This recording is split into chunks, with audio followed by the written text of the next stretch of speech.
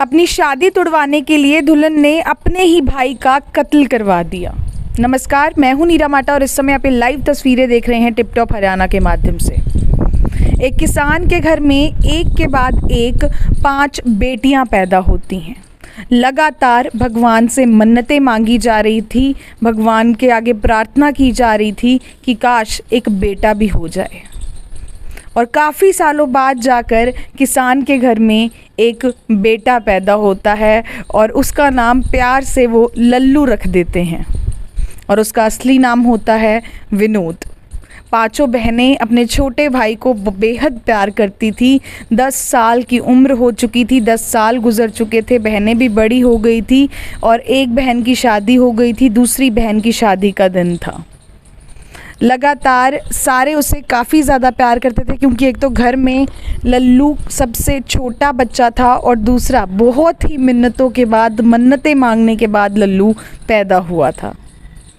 जब दूसरे नंबर वाली बहन की शादी की बारी आती है और बारात जो है खड़ी होती है दरवाज़े पर, तो पता चलता है एकदम से, जब वो रस्म की बारी आती है कि भाई ये रस्म करेगा फेरों से पहले, तो पता चलता है कि लल्लू गायब हो चुका है।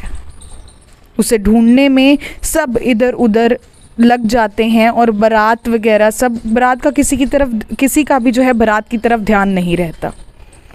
बहन फूट फूट कर रोने लगती है कि मैं अपने भाई लल्लू के बिना शादी नहीं करवाऊंगी। मेरी डोली को जो है जब तक लल्लू नहीं आएगा मेरी डोली नहीं उठेगी। शादी को बीच में ही रुकवा दिया जाता है। माँ बाप जाकर पुलिस स्टेशन में कंप्लेंट करते हैं, शादी बीच में रुक जाती है। पुलिस वाले लगातार छानबीन करने की कोशिश करते हैं लेकिन लल्लू का कोई भी अता पता नहीं लगता। बड़ी ही मशक्क़त की जाती है। अगले दिन परिवार के जितने भी लोग थे, जितने भी लोग शादी में आए हुए थे, वो सड़क जाम कर देते हैं। पुलिस जो है पूरी कोशिशें करती है क्योंकि लल्लू बहुत ही एक छोटा सा बच्चा ही था, 10 साल का, जिसे बहुत ज़्यादा समझ नहीं थी, उसका कोई अता पता नहीं चल रहा था, घर से ज़्यादा बाहर वो जाता नहीं था। ऐसे में पुलिस के हाथ जब कुछ नहीं लग रहा होता तो जितनी भी 5 बहनें जो लल्लू की थी, जो घर के लोग थे, पुलिस जो है उनके फ़ोन सर्विलेंस पे लगा देती है। और जब फ़ोन सर्विलेंस पे लगते हैं तो पता चलता है कि जिस बहन की शादी थी वो एक व्यक्ति से उस दिन, जिस दिन लल्लू गायब हुआ, यानी कि शादी वाले दिन, एक अननोन व्यक्ति से, जो कि उनकी फैमिली में से व्यक्ति नहीं था, उससे पूरा दिन काफ़ी घंटों फ़ोन पर बात की गई है। इसी शक के आधार पर उस व्यक्ति को ट्रेस किया जाता है और उसे पुलिस जो है पुलिस स्टेशन लेकर आती है। पुलिस स्टेशन लेकर आने के बाद लगातार जब उससे पूछताछ की जा रही थी कि आखिरकार तुम कौन हो, पहले वो घबरा गया, उसने नहीं बताया, लेकिन एक थप्पड़ पड़ते ही, जैसे ही पुलिस ने सख्ती से पूछताछ की तो उसने बताया कि मैं लल्लू की बहन को बहुत ही ज़्यादा प्यार करता हूँ, जिसकी परसों रात को शादी थी। ये बात खुलते ही सब लोग जो है बहुत ज़्यादा हैरान रह जाते हैं।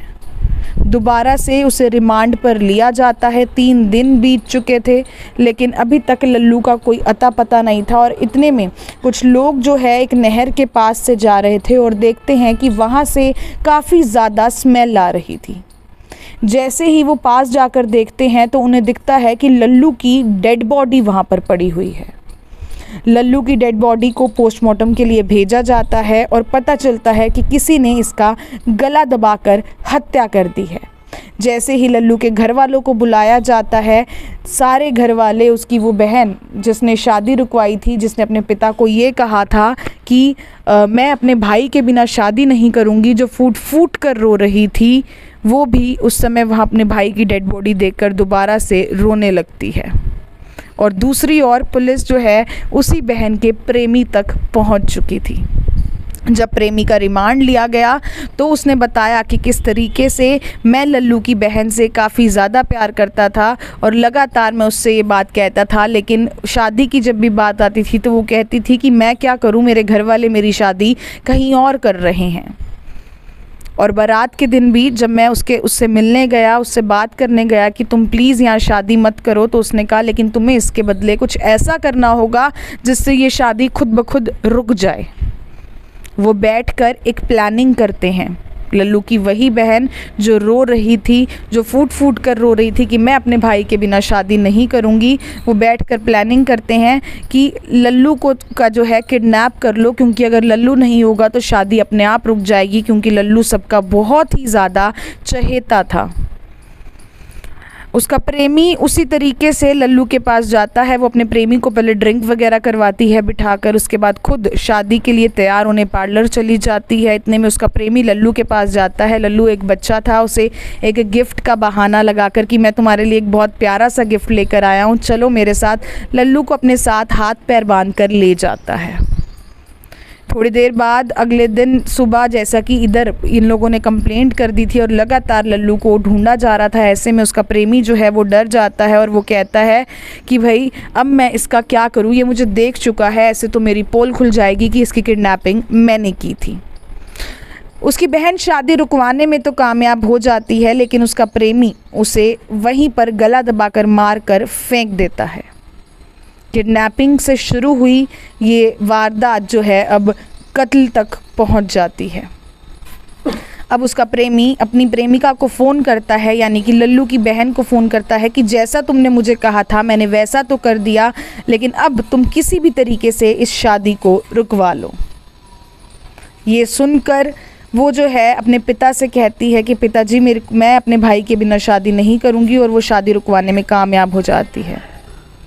ये घटना सुनने के बाद आसपास के लोगों के रोंगटे खड़े हो गए थे कि कैसे सगी बहन ने मन्नतों से मांगे हुए भाई को अपने प्रेमी के लिए, सिर्फ एक शादी के लिए, जो इस तरीके से उसका बेरहमी से कत्ल करवा दिया, क्योंकि शादी किसी और तरीके से भी रोकी जा सकती थी। वो घर वालों से बात कर सकते थे और ज़्यादा नहीं तो घर से भाग जाते, कम से कम एक मासूम बच्चे का कत्ल तो ना करवाते।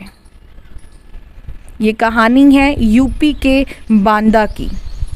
मेरी आप सभी लोगों से अपील, इस वीडियो को देखने वाले से जितना ज़्यादा हो सके शेयर ज़रूर करें, ताकि सब लोगों तक ये मैसेज ज़रूर पहुँचे कि कई बार ऐसा होता है कि हमारे अपनों के बीच में ही भेड़िए छुपे होते हैं और हमें पता भी नहीं चलता है। हमारा ये कहानी दिखाने का मकसद किसी को हर्ट करना बिल्कुल भी नहीं है, बस आप लोग सतर्क रहें, सावधान रहें। इसी वजह से हम आपको इस तरीके की स्टोरीज़ दिखाते हैं। अगली स्टोरी तक के लिए आप लोग अपने घरों में स्वस्थ रहें, सावधान रहें, सतर्क रहें। लाइव तस्वीरें आप देख रहे थे मेरे यानी नीरा माटा के साथ टिप टॉप हरियाणा पर। धन्यवाद।